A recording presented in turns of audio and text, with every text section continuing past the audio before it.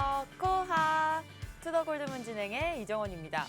이번 주에는 미국 주요 기업들의 실적 발표가 있죠. 미국 2분기 GDP 발표 등 또 시장 향방을 가를 주요 일정이 연달아 진행되는 슈퍼위크를 앞두고 있습니다. 또 목요일 새벽에는 가장 중요한 우리 미국 연준의 FOMC 회의에서 기준금리 인상을 결정을 하는데요. 비트코인 현재 큰 움직임 없이 22,000달러 선에 좀 머물고 있습니다. 이런 상황에서 또 어떤 자세로 투자에 임하면 좋을지 오늘도 전문가님들 모시고 얘기 나눠보도록 하겠습니다. 먼저 우리들의 코인을 지켜주실 든든한 가드님이시죠. 코인가드 전문가님 모셔볼게요. 안녕하세요. 네, 안녕하세요.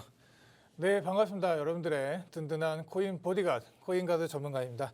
자, 지금 비트코인이 2,900만 선에 간당히 지금 매달려 있는 상황인데, 우리 연준의 이제 FOMC 자이언트 스텝에 대한 좀 소폭 하락세가 나오고 있다라고 보시면 될 것 같고, 자, 우리가 이제 금리가 어떻게 이제 측정이 되고 어떻게 발표가 될까에 대해서 여러분들 그에 대한 코인 베팅을 하시면 안 됩니다. 우리들 점차 좀 조심히 투자를 해 나가야 된다라고 말씀드리고, 지금 비트코인이 지금 매도세가 좀 줄어드는 상황입니다. 그래도 지금 가격이 좀 내려와 있기 때문에 이에 대해 좀 주의하시면서 FOMC 회의가 어떻게 끝나는지 먼저 좀 보면서 투자 이어가시면 좋을 것 같습니다. 네, 이어서 코인 한수님 모셔볼게요. 안녕하세요. 네, 반갑습니다. 네, 안녕하세요. 반갑습니다. 코인한수 전문가입니다. 주말 잘 보내셨나요? 일단 주말 동안에 일단 시장의 흐름을 한번 살펴보니까 뭐 특징적인 이렇게 상승은 있진 않았어요. 몇몇 개 코인들이 좋은 모습을 보여주는 있었지만 그거 외에 전체적인 시장의 흐름은 조금 멈춰 있는 모습이다라고 좀 말씀을 드릴 수 있을 것 같습니다. 일단 시장의 전체적인 흐름을 좀 더 디테일하게 말씀을 드리자면은 일단 거래량을 그렇게 동반한 상승과 하락은 있진 않았어요. 그렇기 때문에 전체적으로 지금 시장에 제기된 내용들이나 그다음에 흐름을 봤을 때 좀 지켜보는 상황이다. 보합세를 유지를 하면서 이번 주에 말씀해 주신 것처럼 슈퍼위크라고 하잖아요. 이 슈퍼위크에 있을 그 내용들에 맞게 방향성이 또 나올 것이고요. 그 방향성에 맞게 또 이끌어 가야 되기 때문에 시장이 좀 잠잠해하면서 사람들이 좀 에너지를 응축하는 모습을 좀 확인할 수 있다라고 좀 말씀을 드릴 수 있을 것 같아요. 그래서 이번 주 많은 이슈들이 있을 것이고 그 이슈에 따라서 많은 변동성을 보여줄 예정이라고 좀 생각을 하시면 될 것 같습니다. 그래서 너무 중요한 이 날이기 때문에 실적 발표 이런 내용들이 사실 암호화폐와 크게 영향은 없잖아요. 근데 이 암호화폐 시장이 지금 이 나스닥과 동조 현상이 너무나 좀 높이 이끌어 가고 있다 보니까 그 영향을 받고 있는 건데, 이 커플링 동조 현상, 이 커플링이 좋게 나오기 위해서는 이 실적 발표가 좋아야 되고, 그 실적 발표에 따라서 향후 이 암호화폐 시장의 모멘텀도 같이 나올 것이다 라는 걸 좀 말씀을 드리고 싶습니다. 네, 앞으로 큰 일정들을 앞두고 지금 비트코인 현재 잠잠한 모습인데요. 또 이렇게 또 실적 발표와 또 기준금리 인상 발표로 인해서 어떻게 움직일지 시장 상황 지켜봐 주셔야 될 것 같습니다. 계속해서 코인 소식 함께 볼 텐데요. 저와 같이 화면 보시겠습니다. 네, 경영진 간 불화로 논란을 빚던 메타콩즈가 결국에 멋쟁이 사자처럼에 인수됐다고 합니다. 네, 다음 소식입니다. 우크라에서 NFT 판매 수익으로 문화기관 복원 예정이라고 합니다. 네, 다음 소식은 빗썸이 미국 가상화폐 억만장자에 인수될 예정이라고 합니다. 지금 협의에 있다고 합니다. 네, 마지막으로 미국 증권거래위원회죠. SEC가 코인베이스의 내부 거래 혐의와 관련된 것으로 추정되는 또 암호화폐 9개를 증권으로 분류했다는 소식입니다. 항상 코인 시장에 어떤 이슈들이 있는지 저희 투더골드문과 같이 시장 주시해 주시면 좋을 것 같습니다.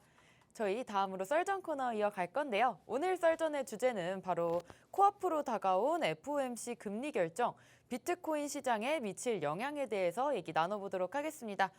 먼저 코인가드님께 여쭤볼 건데요. 제가 방금 또 빗썸에 대해서 얘기를 했는데 지금 매각가 4조 원대 FTX 실사 마쳤다고 합니다.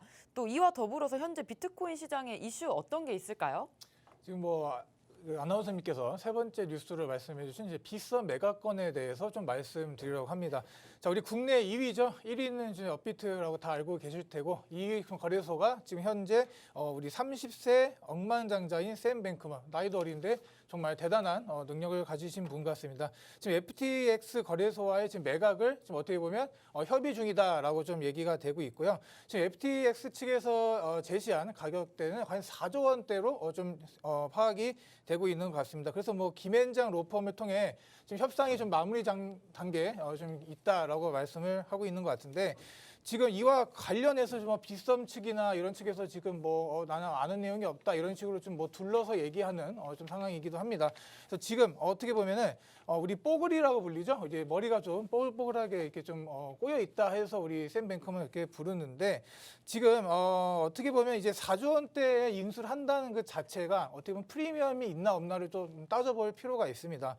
그래서 지금 우리 일반적으로 이 가상화폐 지금 이 시장을 보면은 좀 이제 독과점으로 지금 현재 거의 진행이 되고 있죠. 업비트가 1위고 뭐 빗썸이 2위지만 1, 2위 간의 지금 차이가 좀 큰 상황인데, 이런 것들을 좀 이제 시너지 효과가 좀 이제 커질 거라고 좀 예상을 하고요. 어떻게 보면 빗썸이 이번 이런 인수가 잘 된다면 업비트의 1위 하는 그 좀 지위를 위협할 수도 있겠다라고 좀 생각이 되기 때문에, 어떻게 보면 FTX에서도 보면 좀 좋은 뒤에 이제 어떻게 보면 이제 M&A라고 보시면 되고, 지금 현재 미래의 가상자산 시장의 리더는 어떻게 보면 이제 샘 뱅크먼 아니면 이제 바이낸스의 청평자오 둘 중 하나 누가 될까라고 좀 생각해 볼 수가 있을 것 같은데, 지금 제가 보기에는 이제 아마 샘 뱅크먼 쪽으로 좀 옮겨가지 않을까 싶습니다. 우리 가상화폐 이제 TOP 우리 탑3 우리 한국, 이제 미국, 중국 이렇게 되고 있는데, 지금 이렇게 지금 이제 FTX 거래소가 이제 빗썸까지 이제 인수를 하게 되면 그 국내 시장에 있는 그 파일도 가져갈 수 있겠다라고 좀 말씀드릴 수 있겠습니다.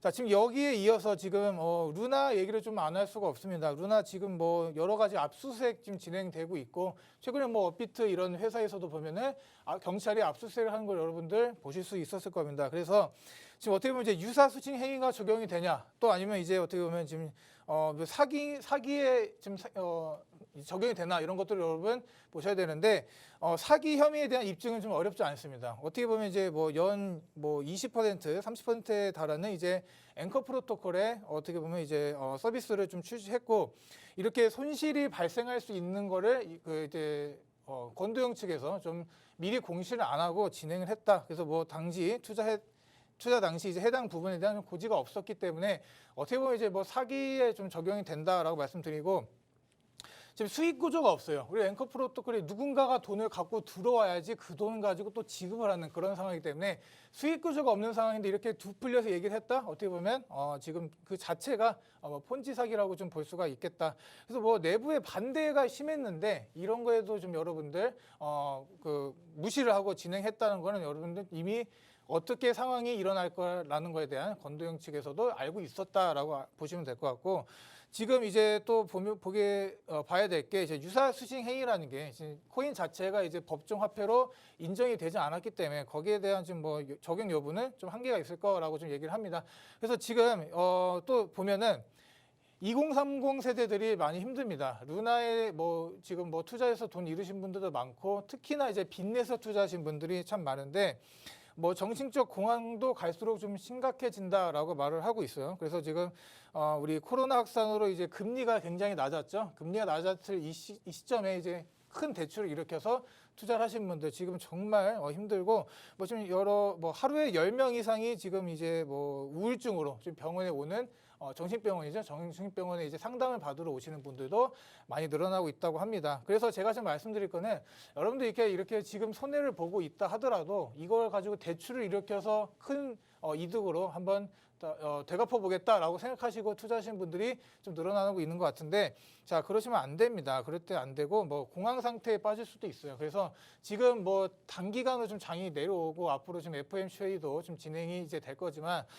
제가 좀 이제 권해드리는 거는, 지금 큰 손실이 있으신 분들, 뭐 향후 뭐 돈을 뭐 지인한테 빌려서 막 투자를 하시겠다 하시는 분들 그런 생각 좀 접으시길 바라겠고, 좀 휴식을 좀 취하세요. 휴식을 취하고 지금 이제 FOMC가 이제 잘 이제 마무리되고 그러면 시장이 좀 상승력으로 가게 될 동력을 받을 수 있겠다라고 좀 말씀드리고 투자 항상 하시는데 좀 조심하시라 이렇게 말씀드리도록 하겠습니다. 네. 네, 가든님께서 또 빗썸 합의 소식과 또 루나로 또 많이 잃으신 분들, 투자로 많이 잃으신 분들에 대해서 조금 희망적인 얘기도 같이 해주셨습니다. 그렇다면 코인한수님, 지금 우크라와 러시아 또 전쟁 사태 아직 끝나지 않았지만 곡물 수출에 대한 합의가 좀 서명이 되었다고 합니다. 계속해서 이렇게 끝나지 않은 전쟁에서 또 식량난을 또 완화를 기대를 할 수 있겠는데요. 또 이 부분 어떻게 생각하시나요? 일단 뭐 주말 동안 또 인플레이션에 좀 영향을 줄 수 있는 내용들이 좀 나왔어요. 그래서 이 인플레이션의 결과값에 따라서 FOMC의 결과가 많이 달라지기도 한데 당장 이 금주에 나왔던 이 전주에 나왔던 내용이 이 FOMC에 어마어마한 영향을 끼칠 정도는 아니라고 볼 수 있을 것 같아요. 아무리 대충 이제 많은 사람들이 한 75bp 인상을 하겠다라는 얘기들이 좀 나오고 있는데 일단 그래도 이 호재 좋은 내용들이 또 나비 효과처럼 이어져서 결과적으로는 좋아질 게 좀 뻔하니까 그런 내용들 좀 다뤄보도록 하겠습니다. 일단 주말 동안 이 우크라이나 곡물 수출 관련해서 좀 이 4개 뭐 국가 포함 단체의 합의가 이루어졌어요. 일단 우크라이나, 그다음에 러시아, 유엔, 그다음에 튀르키예까지 이렇게 이어지는 4개의 서명이 이어지면서 최종 합의가 이어졌습니다. 그래서 세계 식량난이 좀 많이 좀 문제가 됐었는데 그게 완화가 될 것이다라는 기대가 좀 많이 반영이 되는 내용들이었어요. 근데 뭐 이렇게 완화가 될 것이다라는 것들이 당장 뭐 시장에 크게 영향을 주진 않았습니다. 이전부터 뭐 합의를 하고 있다, 뭐 이렇게 회의를 하고 있다 이런 내용들이 나왔었기 때문에 그 내용들이 이미 시장에 반영이 됐었고 최종 합의 자체는 그 시장에 크게 영향을 주지 않는 내용들이었어요. 전쟁 이후에 이 우크라이나라는 곡창지대, 곡창 나라가 많은 영향을 가지고 있었는데 그 영향이 좀 인플레이션에 많이 영향을 주고 있었죠. 근데 이게 좀 합의로 이루어지면서 좀 숨통이 트이겠다. 많은 좀 기근에 시달리고 있는 나라들이 숨통이 좀 트이겠다라는 내용들입니다. 자, 흑해를 통해서 이 우크라이나에 있는 이 곡물들이 수출이 되는데요. 이 수출을 하려면은 이 흑해에 퍼져 있는 어뢰를 뭐 피해서 가거나 이렇게 해야 되는데 너무 사실상 어려운 부분이 나서 이 흑해 쪽에 이 수출을 위한 통로를 하나 만든다라고 해요. 이 통로를 통해서 원하는 나라에 수출을 할 것이고 이 수출의 양은 한 달에 500만 톤 정도 된다라고 합니다. 그래서 이 파산 위기에 처한 뭐 개발도상국이나 기아 위기에 놓인 취약계층 나라에 좀 구원이 될 것이다라는 내용이 나오고 있고 이 통로는 튀르키예가 공통적으로 조정센터를 마련을 해서 조정을 한다라고 해요. 이 통로를 통해서 혹시나 우크라이나에 무기가 반입이 되거나 혹은 뭐 러시아의 무기가 반입이 되는 것을 막기 위해서 무기 반입도 좀 찾아보는, 검토를 하는, 그다음에 그거를 조정을 하는 내용들이 나오고 있어요. 그래서 사람들이 보기에 이 내용들이 높은 권력을 가지는 기구가 하나 만들어졌다라는 내용이 나오고 있습니다. 자, 120일 동안 조정센터는 유효하고요. 그다음에 시기에 따라서 계속 갱신이 가능하다라고 합니다. 그래서 이번 조정은 전쟁 후 5달 동안 이어진 전쟁 후에 첫 이루어지는 합의 조정이라고 하네요. 그래서 조만간 선박이 좀 지나갈 예정이고, 근데 이 선박이 지나가기 위한 이 내용들은 수주 짧게는 10일에서 많게는 수주에 이어지는 이 이 내용이 만들어질 거라고 해요. 그래서 당장 이 기근이 뭐 해결되거나 인플레이션이 해결되진 않겠지만 시간이 걸쳐서는 충분히 해결될 것이고, 이 해결이 된다라는 뜻은 또 FOMC 나중에 금리 인상, 그다음에 인플레이션 등등 여러 가지 곳에 좋은 영향을 끼칠 것이다라고 말씀을 드리고 싶습니다. 네, 다음 소식은 또 솔라나가 다수의 위험 소식이 또 존재를 한다고 크립토 펀드에서 얘기를 했는데 솔라나의 근황에 대해서 좀 알려주시죠, 코인가드님. 지금 솔라나 좀 투자하시는 분들이 상당히 많을 것 같아서 좀 말씀드리기가 좀 조심스러운 부분이 있습니다. 자, 그런데 지금 솔라나가 지금 어떻게 보면 지금 디파이나 NFT의 좀 이런 분산 애플리케이션을 좀 다루는 이제 3세대 블록체인이죠. 자, 그런데 지금 이렇게 솔라나가 왜 이렇게 좀 좋게 평가를 받았냐? 자, 어떻게 보면 이제 뭐 매우 낮은 수수료인데 이제 5만 이제 TPS 이상의 초당 트랜지션 속도가 굉장히 높다라고 이제 평가가 됐기 때문에 사람들 자체도 어떻게 보면 이제 레이어 2를 좀 이제 잘 이제 덮어줄 수 있는 좀 좋은 코인이지 않을까라고 생각돼서 투자하신 분들이 상당히 많을 것 같습니다. 그래서 좀 가격적인 부분을 보면 지금 거의 2021년 8월쯤 이제 어떻게 빗썸에 7만 한 6천 원 부분에서 상장을 했습니다. 그런데 지금 뭐 계속 이렇게 왔다 갔다 하다가 뭐 최고점 이제 한 31만 원 정도 찍고 지금은 이제 계속적인 이제 하락으로 나오고 있죠. 그래서 지금 가격을 보니까 한 5만 1천 원대에서 좀 거래가 되고 있는 상황인데 최고가 대비 거의 한 80, 한 3, 4% 정도 빠졌어요. 그렇기 때문에 많은 전문가들조차도 지금 솔라나가 이제는 많이 빠졌다 해서 올라갈 일만 남지 않았나라고 얘기를 하고 있는데 자, 우리가 주목해 봐야 될 거는 지금 이런 상황에도 가격적인 부분 조정이 많이 나온 이 상황에도 솔라나 자체 코인에 대한 여러 가지 좀 위험한 신호들이 나오고 있습니다. 자, 어떻게 보면은 자, 지금 블록체인 자체 이 서비스 뭐 예를 들어서 코인을 이제 거래를 하는데 뭐 멈추면 될까요? 여러분 그런 상황이 나오면 안 되는데 지금 몇 개월 동안 이제 블록체인 자체 솔라나 시스템 자체가 7번이나 멈췄던 상황이 나오고 있습니다. 유일합니다. 유일하게 이렇게 많이 멈췄고 좀 프로젝트가 진행이 잘 안 됐다라고 말씀드릴 수 있겠고 지금 또 이제 유통량이 한 820만 개라고 계속 4월부터 얘기를 하고 오고 있는데 지금 보니까 실제로는 2천만 개를 넘었죠. 그러니까 거짓말도 한 겁니다. 거짓말도 했고 우리가 이제 뭐 추가적인 공급은 없다고 계속 얘기를 하는데 뭐 완벽한 좀 사기죠. 사기라고 좀 말씀드리고 지금 뭐 계속 말씀드린 이제 그 TPS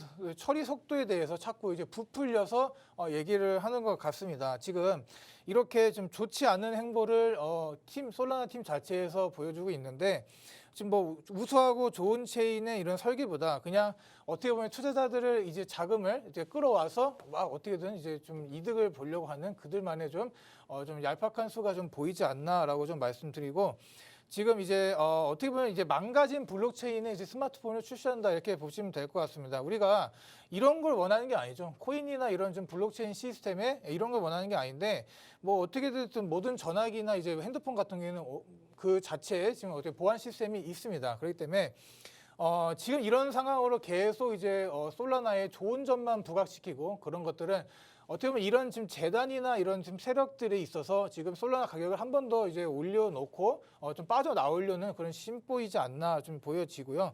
자, 지금 정리를 해보면 초기 유통 과정에서 이제 거짓말치다 적발이 됐고, 자, 두 번째는 이제 TPS 속도에 대한 이제 그런 좀 빠르고 느림의 이런 거에 대해서 뭐 굉장히 좋다고 얘기를 했지만 그것도 어떻게 보면 좀 뻥튀기로 좀 이제 튀겨서 얘기를 했다 이렇게 말씀드릴 수 있겠고.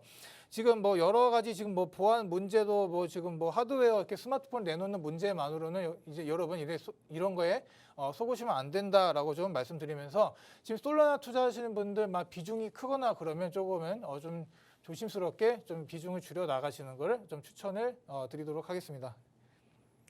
네. 그럼 지금 옐런 제닛 재무부 장관이죠. 미국 재무부 장관께서 또 경제가 둔화하고 있지만 경기 침체는 아니라는 입장 살펴주셨는데 이 부분 코인한스님 어떻게 보시나요? 일단 뭐 제닛 앨런 재무장관은 최근에 한국에도 왔었죠. 오고 난 다음에 돌아가서 일단은 이 재무장관 자체가 지금 좀 그 패드에 손을 좀 많이 들어주고 있어요. 패드를 좀 지지하는 모습을 많이 보여주고 있는데 자, 이 패드가 끝까지 얘기했던 이 고용 지표를 또 여기서도 말해주면서 지금 패드가 이 지지하고 있는 이 고용 지표 나도 지지를 하고 있다. 그래서 패드가 하고 있는 내용들이 무조건 좀 좋다. 그다음에 좀 이렇게 지지하는 발언을 계속 이어가고 있습니다. 자, 경제 둔화가 하고 있는 거는 맞지만 경기 침체는 아니다라는 입장을 계속 밝혔어요.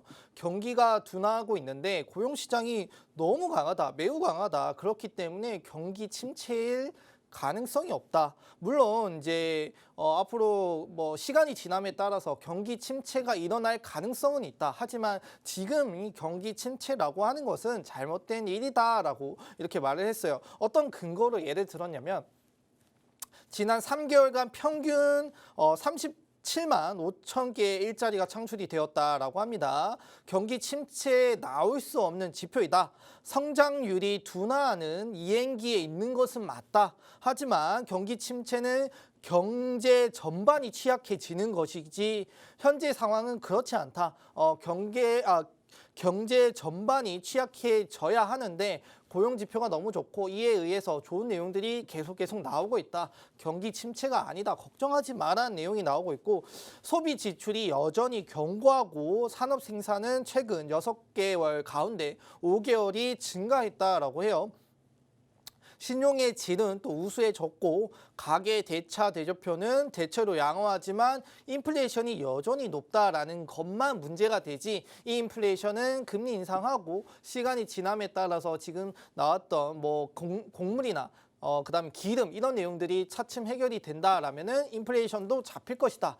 지금 이제 기름값이 점점 싸지고 있죠. 많이 가격이 하락하고 있어요. 너무나 높았기 때문에 지금 가격도 다소 높다라고는 말씀을 드릴 수 있겠지만 전고점 대비해서 많이 떨어진 수치를 보여주고 있습니다. 이렇게 되면 인플레이션이 또 잡힐 것이고요. 그 다음에 곡물도 방금 이전에 제가 말씀드린 것처럼 숨통이 트일 내용들이 많이 나오고 있어요. 이렇게 되면은 다음에 나올 FOMC 그 다음에 소비자 물가지수 등등에서 근원 소비자 물가지수 당연히 봐야겠죠. 그런 부분에서 좋은 내용들이 계속 나올 것이다. 그렇게 되면 이 시장의 상승 모멘텀이 될 것이고 앞으로 우리가 더 받아들일 상승 이유가 더 많아졌다라는 걸 좀 말씀을 드리고 싶어요. 그리고 미국의 이제 지난 1분기 성장률이 좀 많이 떨어졌죠.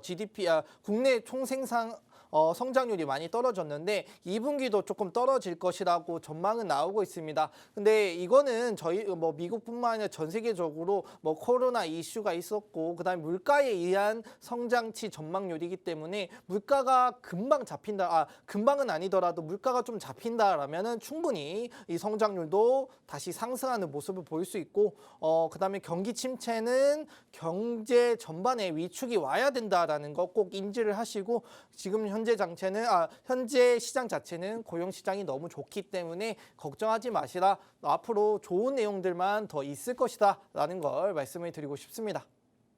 네, 미국 연준의 회의가 또 목요일 날 일어나는데 FOMC 회의 금리 75bp 인상에 좀 무게를 두고 있습니다. 이 부분에 대해서 또 코인가든님 어떻게 생각하시나요? 네, 오늘 뭐 지금 뭐 한수 전문가님이나 저나 지금 우리가 이제 메인 주제로 가져온 주제죠. 이제 좀 주제를 말씀드릴 건데 지금 이제 뭐 FOMC 회의가 이제 당장 이제 이번 주입니다. 그렇기 때문에 지금 당장이 지금 월요일부터 시장이 흔들리는 거는 좀 당연하다라고 생각을 했고 어떻게 보면 이제 그 회의가 끝나고 나서 좋은 이제 그 모습이 나올 수도 있겠다라고 좀 전 판단이 되기 때문에 좀 말씀을 드릴 거고 지금 뭐 최근 이제 가파르게 이제 달러가 이제 상승해 왔죠. 그래서 뭐 그런 움직임에 좀 변화도 좀 줄 수 있다라고 저는 생각이 듭니다.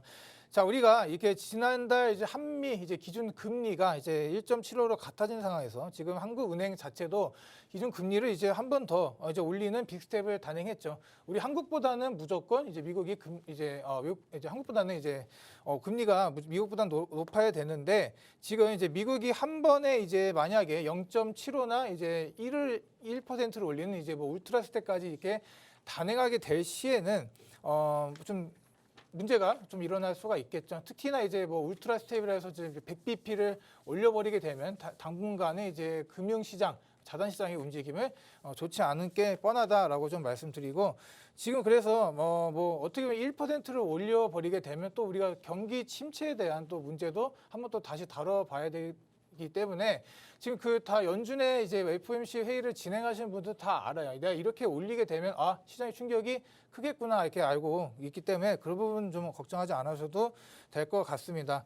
자, 근데 지금 어떻게 보면 이제 7월에 이제 미국에 지금 이제 진행하고 있는 이 통화 정책이 이런 이벤트가 단기나마 이제 환율의 좀 동향에 좀 변곡점이 될 수 있다고 저는 또 생각을 합니다. 그래서 만약에 이번에 이렇게 금리를 이제 진행하듯이 이제 뭐 빅스텝으로 진행을 하게 되면은 어떻게 보면 이제 최근에 이제 피크를 찍었다라는 말이 좀 많이 나오고 있어요. 그렇기 때문에 9월부터는 이제 그 금리 인상의 속도가 좀 늦춰질 수도 있겠다라고 여러분들 이렇게 판단하시면 될 것 같습니다. 그래서 지금 이 순대로 계속해서 연말까지 가게 되면 연말 이제 좀 기준 이제 금리가 한 3.5 정도 이제 올라가게 될 거고, 이는 이제 2008년 이후 이제 가장 최고치의 좀 수치인데, 지금 우리가 이제 FOMC 6월 회의에서 이렇게 말했어요. 3.4 정도까지 연말에 유지를 할 건데 그보다도 좀 어떻게 보면 상회한 좀 수치다라고 보시면 될 것 같고, 그래서 만약에 지금 이렇게 계속 가서 최고치인 3.75를 찍게 되면 이제 연준에서도 어쩔 수 없이 금리 인상을 좀 중단을 할 수밖에 없다고 저는 생각이 됩니다. 그래서 계속해서 이제 지금 하반기로 이제 어떻게 보면 이제 상승장이나 이런 좀 불장을 계속 여러 전문가들이나 여러 이제 뭐 서베이나 이런 걸 보면은 다 이렇게 하반기로 다 미루고 있어요. 그 이유도 어떻게 보면 이 안에 다 있다고 보시면 될 것 같고, 자, 지금 모두의 이슈 제일 중요한 것 이런 거는 이제 미국의 금리 인상이라고 보시면 될 것 같습니다. 참 아쉽습니다. 이렇게 금리 인상 하나에 모든 우리가 이제 자산들이 같이 움직인다는 게 좀 아쉽긴 한데, 그만큼 이제 큰 이벤트, 큰 이슈라고 좀 보시면 될 것 같고, 자, 인상이 이렇게 빨라지는데 여러분들 우리가 이렇게 가만히 멍 때리고 막 이러고 있으면 안 된다라고 말씀드리고, 이렇게 통화 약세와 함께 이제 인플레이션의 자본 유출에 어떻게 보면 이제 프레임에 갇히는 상황이 오게 되겠죠.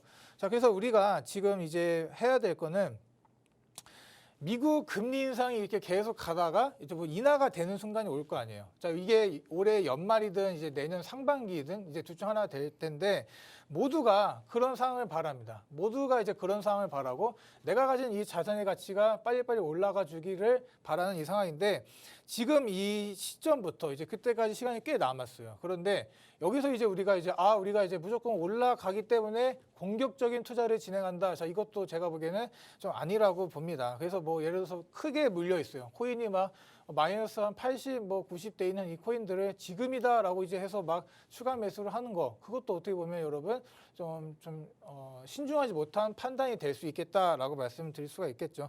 지금 뭐 장기 홀더 비중 같은 거 보면 이제 80% 이상을 기록하고 있습니다. 그만큼 계속 들고 있는 거예요, 여러분.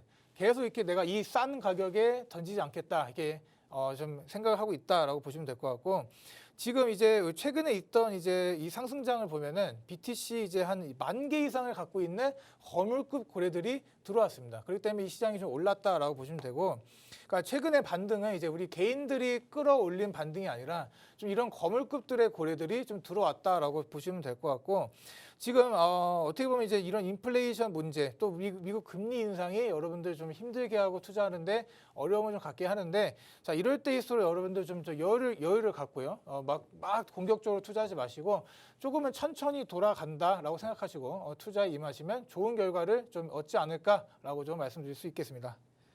네, 코인가드님께서 또 금리 인상에 대한 관점 짚어주셨습니다.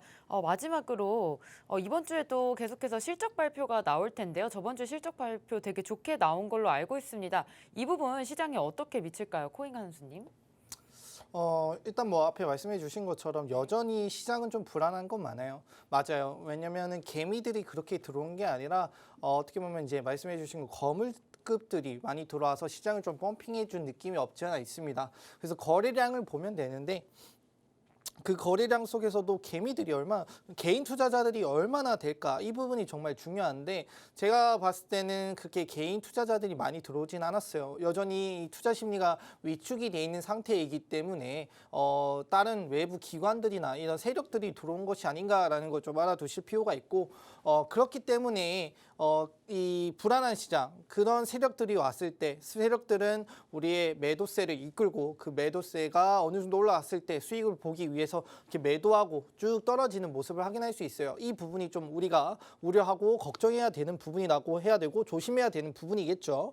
자, 이번 주에 일단 여러 가지 실적 발표가 있습니다. 뭐 애플, 아마존, 알파벳, 그다음에 마소, 메타, 뭐 코카콜라 등등 이런 큰 기업들이 이번 주에 실적 발표가 있는데, 이 큰 기업들이 실적 발표를 어떻게 하냐에 따라 앞에 말씀드린 이 동조화 현상, 이 커플링으로 인해 나스닥이 올라가면 암호화폐도 올라가고 뭐 S&P 500이 올라가면 나스닥이 올라가는 이런 모습, 암호화폐가 올라가는 모습을 확인할 수 있을 것 같아요. 그래서 이번 주 좀 중요하다 말씀을 드리고 싶고, 그다음에 이제 S&P 500을 좀 말씀을 드렸어요. S&P 500이 저점 대비해서 지금 현재 한 8%, 9% 정도가 올랐거든요. 근데 여기에 보시면 이제 10대 1이라는 지표가 있습니다. 10대 1이라고 지표하는 거는 상승 종목과 하락 종목의 거래량 비율이 10대 1을 넘을 때 나타나는 이제 10대 1 지표라고 하는 건데, 이게 2021년 5월 이후 처음으로 10대 1 지표가 두 차례나 발생을 했다라고 해요. 그래서 뭐 90년대 이후 너무 좀 먼 과거이긴 하지만 이후 이 신호가 나오면은 S&P 500은 2배나 빠르게 상승을 했고, 6개월 이후에는 주가가 10% 이상 올랐다라고 합니다. 현재 그런 모습이 나왔기 때문에 충분히 저점이고, 그다음에 중소형주가 빠르게 상승하는 경향을 볼 수 있어요. 중소형주가 빠르게 상승을 해준다라면은 지금 시장에 바닥을 어느 정도 쌓아주는 모습을 확인할 수 있습니다. 자, 너무 큰 기업들은 워낙 좋은 내용들을 가지고 있고 많은 투자자들이 관심을 가지고 있기 때문에 상승을 하는 거는 어렵지 않아요. 근데 중소형주에 눈이 돌렸다라는 뜻은 이 어느 정도 바탕이 다져줘야 이 중소형주가 이제 우리 차례구나, 올라갈 수 있겠구나라는 부분들이 나올 수 있는 부분이거든요. 너무 대형주만 쳐다보면은 그들은 그들만의 리그로 이끌어갈 가능성이 있는데, 근데 그거는 전체의 좋은 모습이 아니라 소수의 좋은 모습을 확인할 수 있는 부분이에요. 그래서 중소형주가 빠르게 성장을 해서 어느 정도 근간을 쌓아준다라면은 좋은 모습을 이어갈 것이다. 그리고 여기에 더해서 지금 시장은 6개월을 좀 바라보고 시장을 예측을 하고 있어요. 그렇기 때문에 지금 10년 만기나 2년 만기 이런 부분들도 시장이 좋게 반영을 했고 3.5를 찍고 현재는 2.8까지 10년 만기가 내려와 있습니다. 그래서 좋은 시장 흐름 이어질 가능성이 높고, 현재 시장이 좀 다소 주춤하더라도 쉬어가야 되는 시장, 그다음에 거래량이 동반하지 않는 시장이라면 충분히 반등 여지는 열려있다. 더 많은 상승을 이끌 가능성이 더 열려있다라는 부분 알아두시면서 마무리하시면 될 것 같습니다. 네, 오늘 이렇게 해서 썰전 코너로 코앞으로 다가온 FOMC 금리 결정, 비트코인 시장에 미칠 영향에 대해서 얘기 나눠봤습니다. 저희는 계속해서 코인스쿨로 돌아오겠습니다.